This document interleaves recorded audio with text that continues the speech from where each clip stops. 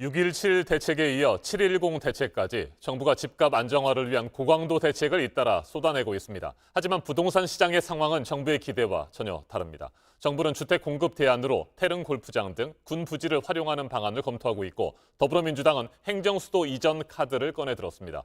권대중 명지대 부동산학과 교수 자리에 함께했습니다. 어서 오십시오. 안녕하세요. 네, 정부가 다주택자를 비롯한 투기 세력을 겨냥한 정책을 잇따라 내놓고 있습니다. 그런데 시장의 반응 좀처럼 움직이지 않고 있는데 이거 어떻게 보세요? 일단은 공급이 필요한데 공급을 별로 안 하고 있잖아요. 네. 그다음에 수요까지 억제하니까 가격이 오를 수밖에 없어요. 그 수요 억제 정책이 바로 이제 그 세제를 통해서 또 억제하다 보니까 시장에서는 그 공급이 늘어나지 않는다는 거를 알고 있어요. 네. 수요자들은 대기하고 있는데 그래서 가격이 계속 오르는 것 같습니다. 네. 정부가 공급을 늘리겠다고 발표했는데도 불구하고 공급은 늘리는데 한 3, 4년씩 걸리잖아요. 그죠? 그러니까 당장 공급이 없어서 그런 문제가 발생합니다. 네. 앞에서도 저희가 전해드렸습니다. 네. 일반 서민들 그리고 3040 세대 내 집 마련의 꿈이 갈수록 멀어져만 간다 네. 이런 얘기들을 하고 있습니다. 사실상 골든 타임을 놓친 것 아니냐 이런 분석도 나오는데 어떻게 생각하세요? 사실 서울의 주택을 구입하기는 좀 어려워졌잖아요. 가격이 네. 너무 많이 올랐거든요. 이제 정부에서 수도권 지역의 3기 신도시를 이제 조성하고 있는데 서울의 주택 가격은 생각보다 많이 올랐습니다.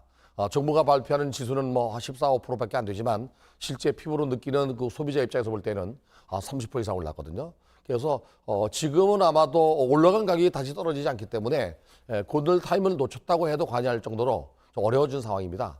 오히려 이제 3040 같은 경우는 수도권의 신도시를 좀 기다리는 게 좀 나을 것 같습니다. 네, 정부가 잇따라 대책을 내놓을 때마다 말이죠. 네. 풍선 효과 등으로 주변의 집값들이 계속해서 오르고 있잖아요. 네. 사실상 부동산 정책의 방향이라든지 이런 전략 자체가 잘못된 것일까요? 정부의 부동산 정책은 바뀌지 않았습니다. 네. 그런데 이제 그 부동산 정책 자체가 시장을 잘 읽지 못하다 보니까 시장이 이렇게 변동성이 커지게 왜곡되는 거거든요.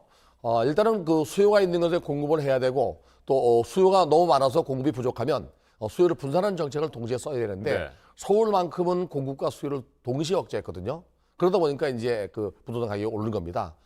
사실은 수요자가 원하는 지역에 주택 공급이 돼야 되는데 원하는 지역엔 공급이 되지 않고 다른 지역의 공급 대책을 계속 발표하다 보니까 서울의 집값은 지속적으로 오르는 겁니다. 네, 한때 정부가 그린벨트 해제를 검토를 네. 했습니다. 일단 해제를 하지 않는 것으로 정리가 됐었는데 이 부분에 대해서는 어떻게 평가하십니까? 우선 강남 지역의 그린벨트를 해제하겠다고 네. 발표했었습니다. 그러다가 이제 투기가 일어나기 때문에 아마 철회한 것 같아요. 그러나 이제 강북의 그 육사 골프장 부지가 83만 제곱미터 정도 됩니다. 평으로 따지면 한 25만 1,000평 정도 되는데요. 네. 여기는 개발하겠다고 얘기를 하는 것 같아요.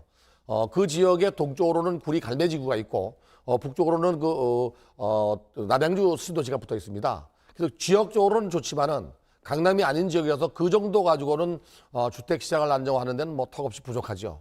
그래서 다른 쪽으로 도심지에 용적률을 올려서 주택을 공급하겠다고 하는데 구체적인 대안은 나오지 않았습니다. 아직. 네, 노후 임대 아파트의 고층 재건축이 가능하도록 한다. 이런 방안도 검토되고 있는 것으로 알고 있고요. 네. 방금 말씀을 하셨듯이 용적률을 높여주는 방안 이런 부분들도 제시가 되고 있는데 이런 것들은 좀 효과가 있을 것으로 보세요. 효과는 있을 거라고 보여지는데 네. 일단 재건축 시장을 너무 옥죄고 있습니다.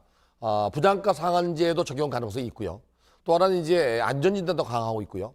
그리고 이제 지난해 12월 27일 날 재건축 초과이익 환수제가 합헌됐습니다. 네. 이렇게 이제 규제하는 속에서 용적률을 올렸을 때 과연 토지 등 소유자인 주민들이 하겠느냐?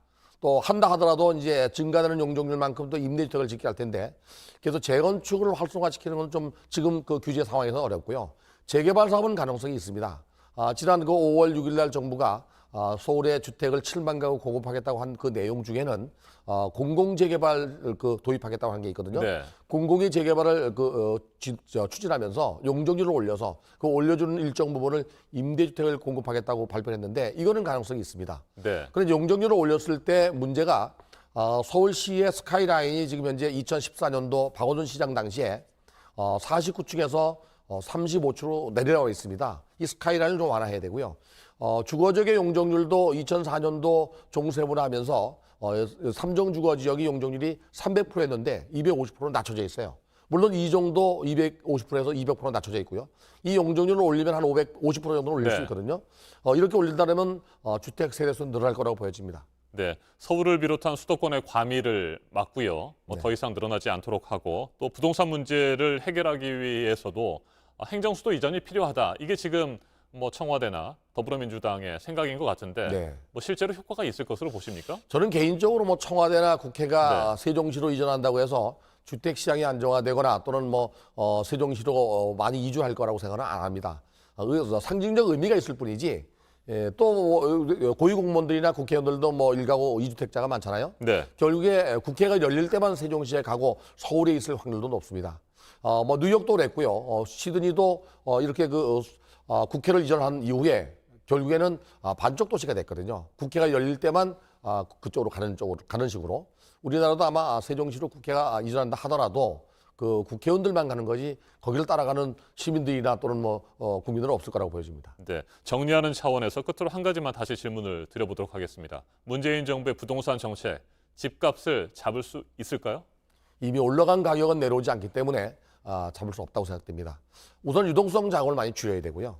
두 번째는 도심지의 주택 공급을 늘려야 됩니다. 네. 수요자가 원하는 지역에 주택 공급이 되면 시장이 안정화될 수 있습니다. 알겠습니다. 지금까지 권대중 명지대 부동산학과 교수였습니다. 말씀 잘 들었습니다. 감사합니다.